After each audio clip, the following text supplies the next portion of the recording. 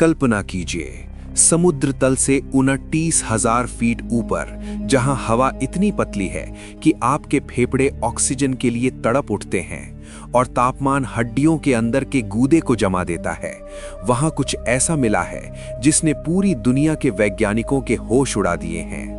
Mount Everest की चोटी पर, जहां इंसान की पहुंच उसकी आखिरी सीमा मानी जाती है, वहां एक रहस्यमयी गैर जमीनी सिग्नल पकड़ा गया है।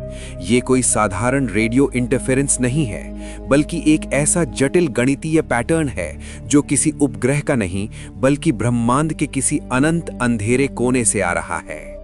क्या ये हमारी अपनी दुनिया का कोई पुराना राज है, या एवरेस्ट की चोटियों पर किसी परग्रही सभ्यता ने अपना एंटीना गाड़ रखा है? आज हम इस बर्फीली मौत की दीवार के उस सच को उजागर करेंगे जिसे सुनकर शायद आज रात आप सो न पाएं।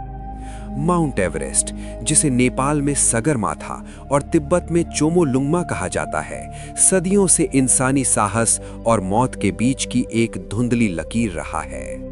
ये पहाड़ सिर्फ पत्थर और बर्फ का ढेर नहीं है, बल्कि पृथ्वी के इतिहास की एक ऐसी किताब है जिसके हर पन्ने पर रहस्य लिखे हैं।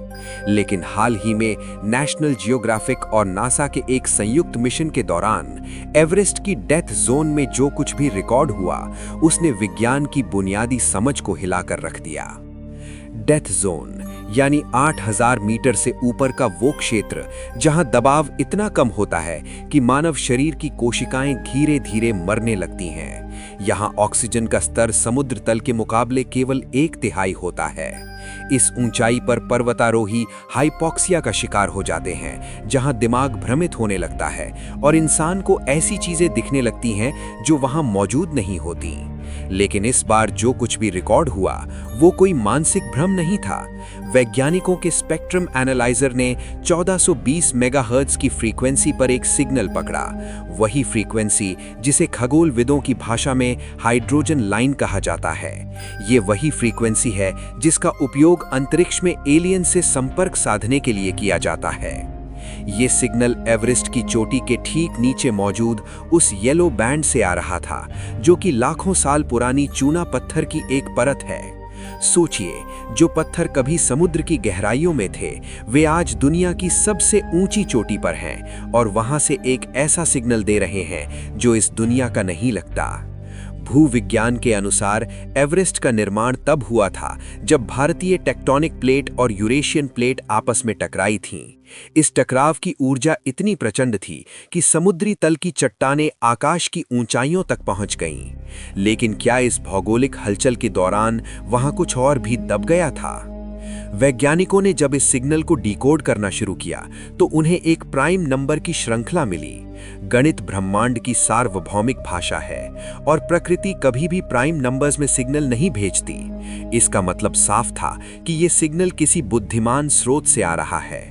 कुछ वैज्ञानिकों का मानना है कि एवरेस्ट की चोटी के नीचे एक विशाल पीजो इलेक्ट्रिक ढांचा हो सकता है।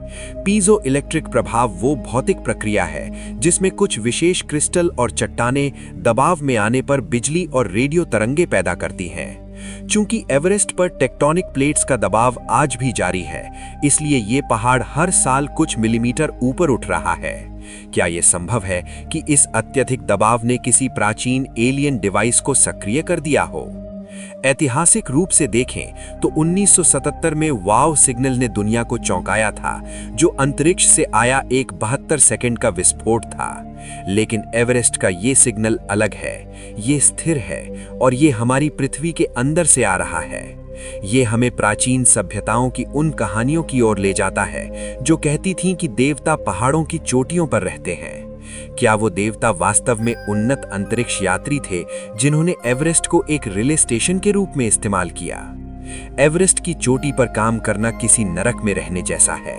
वहां हवा की गति 280 किलोमीटर प्रति घंटा तक पहुंच सकती है, जो एक बुलेट ट्रेन की रफ्तार के बराबर है। इस बर्फीले तूफान में किसी भी इलेक्ट्रॉनिक उपकरण का सही ढंग से काम करना नामुमकिन है। लेकिन सिग्नल की शुद्धता और उसकी ताकत ने शोधकर्ताओं को ये सोचने पर मजबूर कर दिया है कि वो स्रोत शायद बर्फ के नीचे सैकड़ों फीट गहराई में सुरक्षित है। भौतिकी के अनुसार रेडियो तरंगे घनी बर्फ और चट्टान को पार करने में कमजोर पड़ जाती हैं, लेकिन ये सिग्नल बिना किसी रुकावट के सीधे अंतरिक्ष की ओर जा रहा है। इसका मतलब है कि ये सिग्नल पृथ्वी के लिए नहीं, बल्कि अंतरिक्ष में किसी और के लिए भेजा जा रहा है। जीव विज्ञान के नजरिए से देखें तो इतने ऊंचे स्थान पर जीवन की कल्पना करना कठिन है, लेकिन एक्सट्रीमोफाइल्स ऐसे सूक्ष्म जीव होते हैं जो अंतरिक्ष के निर्वात और अत्यधिक ठंडे वातावरण में भी जीवित रह सकते हैं। अगर एवरेस्ट की चोटी पर कोई जैविक स्रोत है तो वो निश्चित रूप से पृथ्वी के बाहर का होगा।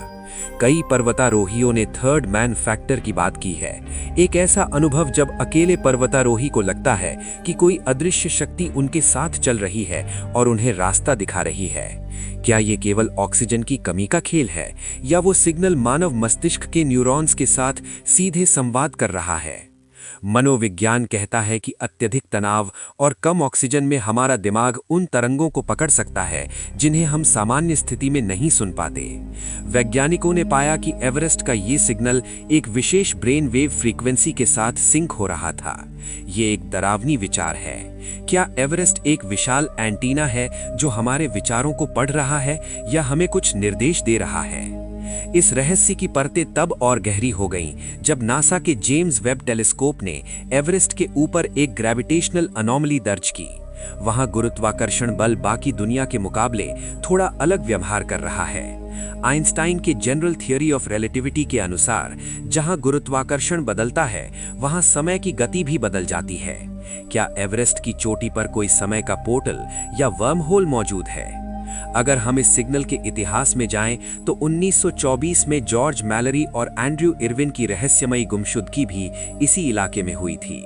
दशकों बाद जब मैलरी का शरीर मिला तो उनके पास वो कैमरा गायब था जो ये साबित कर सकता था कि वे चोटी पर पहुंचे थे या नहीं। कुछ सिद्धांतकारों का मानना है कि उन्होंने शायद कुछ ऐसा देख लिया था जिसे दुनिया को नहीं जानना चाहिए था। एवरेस्ट की चोटियों पर बिखरी हुई लाशें, जिन्हें आज पॉइंटर्स जैसे ग्रीन बूट्स के रूप में इस्तेमाल किया जाता है, वे सब इस खामोश गवाह का हिस्सा हैं। वे लाशें सड़ती नहीं हैं, वे बस वहां जमी रहती हैं, जैसे कोई उन्हें अनंत काल तक देख रहा है। सिग्नल का विश्लेषण करने पर यह भी पता चला कि इसकी ऊर्जा का स्रोत कोल्ड फ्यूजन हो सकता है, एक ऐसी तकनीक जिसे हासिल करने के लिए इंसान आज भी संघर्ष कर रहा है। यदि ये सच है तो हम एक ऐसी सभ्यता के बारे में बात कर रहे हैं जो हमसे हजारों साल आगे है। क्या एवरेस्ट एक गार्बेज स्टेशन है जिसे किसी उन्नत सभ्यता ने लाखों साल पहले यहाँ छोड़ दिया था और अब वो वापस सक्रिय हो गया है? फर्मी पैराडॉक्स कहता है कि ब्रह्मांड में जीवन इतना आम है तो अब तक एलियंस हमसे मिले क्यों नहीं? शायद इसका जवाब यह है कि वे हमेशा यहीं थे, हमारे पहाड़ों में, हमारे महासागरों की गहराइयों में, बस हम उन्हें देख नहीं पाए। एवरेस्ट का ये सिग्नल एक आमंत्रण भी हो सकता है और एक चेतावनी भी। स्टीफन हॉकिंग हमेशा कहते थे कि बाहरी दुनिया से संपर्क करना विनाशकारी हो सकता है। अगर हम इस सिग्नल का जवाब देते हैं तो क्या हम अपनी बर्बादी को दावत देंगे? आज एवरेस्ट पर चढ़ना एक व्यापार बन गया है। हर साल सैकड़ों लोग वहां कचरा छोड़ते हैं और भीड़ लगाते हैं, लेकिन ये पहाड़ अब अपना बदला ले रहा है। सिग्नल की तीव्रता हर गुजरते दिन के साथ बढ़ रही है। ग्लोबल वार्मिंग के कारण जब बर्फ पिघल रही है तो वे राज बाहर आ रहे हैं जिन्हें बर्फ ने लाखों सालों से छुपा कर रखा था। वो गैर जमीनी सिग्नल अब सिर्फ एक आवाज नहीं है, वो एक कंपन है जिसे पूरी हिमालयी श्रृंखला में महसूस किया जा रहा है। वैज्ञानिक अब एक ऐसे मिशन की तैयारी कर रहे हैं जिसमें रोबोटिक ड्रिल्स का उपयोग करके चोटी के नीचे खुदाई की जाएगी, लेकिन वहां का वातावरण इतना हिंसक है कि कोई भी मशीन ज्यादा देर टिक नहीं पाती। क्या ये पहाड़ खुद की रक्षा कर रहा है? क्या वो सिग्नल एक डिफेंस सिस्टम है? सोचिए, अगर आप उस चोटी पर खड़े हो, चारों तरफ सन्नाटा हो और अचानक आपके रेडियो हेडसेट में एक अजीब सी आवाज गूंजने लगे, एक ऐसी आवाज जो किसी इंसान की नहीं है। आप पीछे मुड़कर देखें और वहां कोई ना हो, सिर्फ सफेद बर्फ और काला आसमान। वही सन्नाटा आज वैज्ञानिकों को डरा रहा है। ये सिग्नल हमें बता रहा है कि हम इस ब्रह्मांड में कभी अकेले नहीं थे। हमारी पूरी सभ्यता, हमारा पूरा इतिहास शायद किसी और के एक्सपेरिमेंट का हिस्सा है। एवरेस्ट की वो चोटी जो कभी गौरव का प्रतीक थी, अब एक अनसुलझी पहेली बन गई है। क्या हम तैयार हैं उस सच का सामना करने के लिए जो उन चट्टानों के नीचे दबा है? क्या होगा अगर वो सिग्नल अंततः पूरी तरह डिकोड हो जाए और हमें पता चले कि पृथ्वी पर हमारा समय अब खत्म होने वाला है? ब्रह्मांड की विशालता में एवरेस्ट सिर्फ एक दाना है, लेकिन उस दाने के अंदर छिपा है इंसानियत का सबसे बड़ा सवाल। हम कहां से आए हैं और हमें कहां जाना है? शायद वो सिग्नल हमें रास्ता दिखा रहा है, या शायद वो हमें अपनी औकात याद दिला रहा है। अगली बार जब आप एवरेस्ट की तस्वीर देखें तो याद रखिएगा कि वहां सिर्फ बर्फ नहीं है, वहां कोई है जो सुन रहा है, जो देख रहा है और शायद हमारा इंतजार कर रहा है। विज्ञान और रहस्यों का ये सफर कभी खत्म नहीं होता। हर खोज एक नया दरवाजा खोलती है और एवरेस्ट का ये दरवाजा हमें एक ऐसी दुनिया में ले जा रहा है जिसकी हमने कल्पना भी नहीं की थी। क्या हम उस सच को सह पाएंगे, या वो सिग्नल हमारी आखिरी चीख बन जाएगा?